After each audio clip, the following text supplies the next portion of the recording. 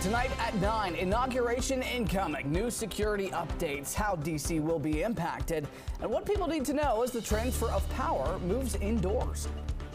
And we have a little Sunday snow headed your way. Yeah, it's going to be a little bit whiter than what we had this afternoon when it's all said and done at this time tomorrow night. We'll talk about maybe some snow totals and a track of the storm system coming up. Plus, an NFC divisional matchup. The Commanders looking for another playoff win in Detroit. We've got live coverage as Washington looks to advance to the conference championship. And TikTok ban, that's looming. The social media app set to be scrubbed from our phones tomorrow. The incoming president suggesting he may pause the ban for 3 months. We'll explain. And free tax help, information for people to help file at no cost, when and where to find help closest to you. You're watching the station covering all of the DMV. This is DC News Now. Good Saturday evening. Thank you for joining us for DC News Now at 9 o'clock. I'm Ben Dennis. Right to it, that snow that is anticipated for all of us here at home, and the DMV meteorologist Scott Sumner standing by. All right, Scott, you're breaking down timing and how much we might get. Yeah, I got a question. You got your snow boots ready, Ben? I've got them primed and ready to go. You got the hat, the gloves, the whole. Okay, good. The whole shebang shaboodle. You're all set, ready to go. I hope you are out there, folks, because we've got a 1-2 punch. First the snow, then the cold. All right, here's the eastern half of the country. You can see what we have down towards the south. The storm system is already picking up and showing some rain showers down across Georgia. That does extend slightly up and towards the Tennessee area and also western North Carolina, the southern and central portion of the Appalachians. And you'll notice a lot of the country here under some sort of alert. But I can tell you that our backyard is going to be, as I now flip this over, to under a winter storm warning for parts of the viewing area, as well as a winter weather advisory for the district.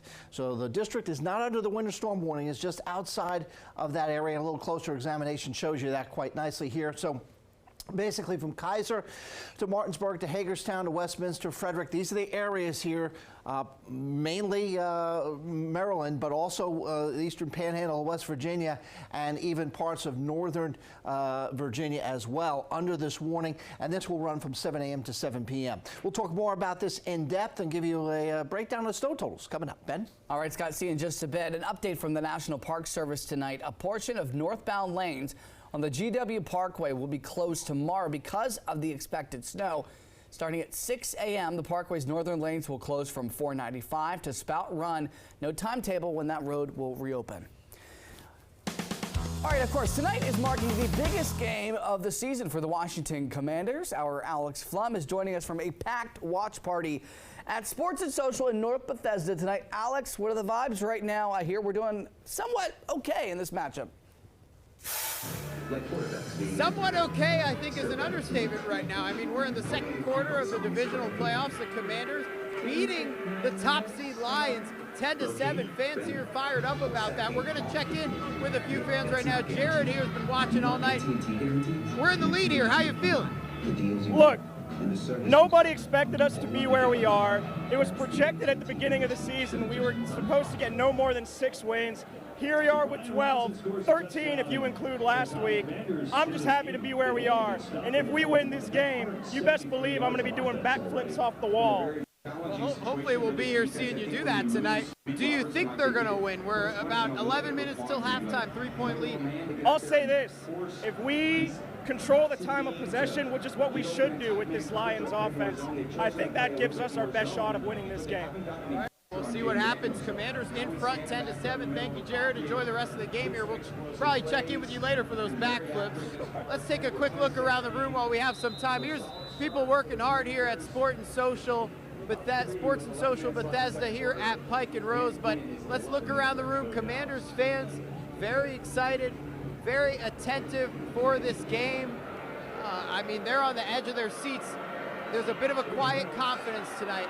The fact that they're in the lead right now, you can see fans are feeling pretty good. We'll check in with you guys a little bit later tonight, but for now, Ben, I'll send it back to you. All right, we need to get that guy a coaching job. All right, now to do an update, 10-7, Commanders up again. In the second quarter, we'll check in with Alex in our next half hour. All right, turning to other local news. Police in Prince William County are investigating a deadly crash involving a motorcycle. This happened yesterday in Manassas. Officers responded to the intersection of Centerville Road and Breeden Avenue around 3:45 p.m. Police say that a woman driving a Jeep was trying to make a left turn when she hit the motorcycle. The rider of the bike, 25-year-old Nicholas Blaze Damon of Fairfax, died on the scene. No word of any charges. Developing right now in Maryland, the Supreme Court is agreeing to hear a case in Montgomery County over books that include LGBTQ plus characters. In 2023, the school district allowed these books to be used in school curriculum. Some religious groups pushed for an opt-out option for parents, but were denied. They took their case to court, arguing that public schools can't force kids to participate in teaching that violates their faith. Multiple courts rejected that argument. Now the Supreme Court will hear the case, but it is not clear if it will be argued this spring or when the court's next term starts in October. Meantime, Governor Wes Moore is ordering flags to fly at half-staff to honor fallen Montgomery Fire Lieutenant Christopher Higgins. The 46-year-old collapsed last weekend at a house fire in Prince George's County.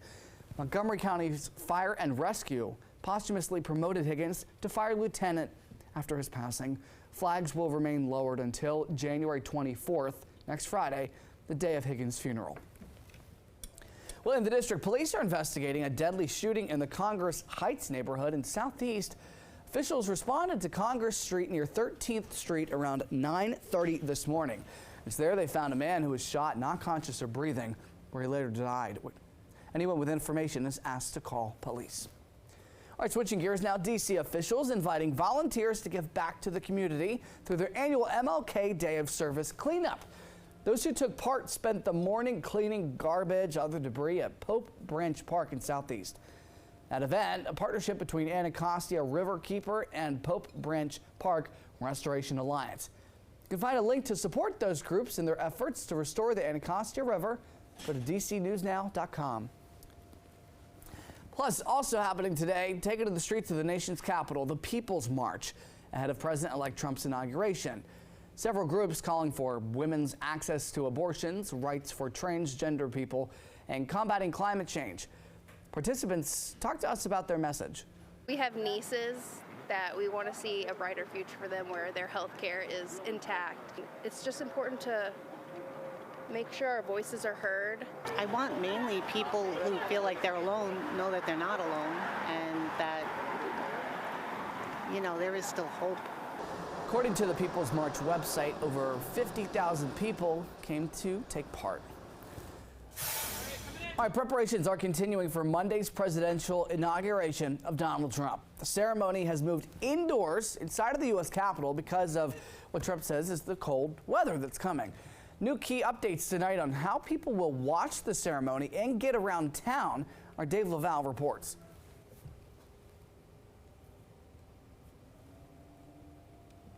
All right, we're going to have some more coming up in a few moments, a little technical issues there, but similar vein here, update for Metro riders.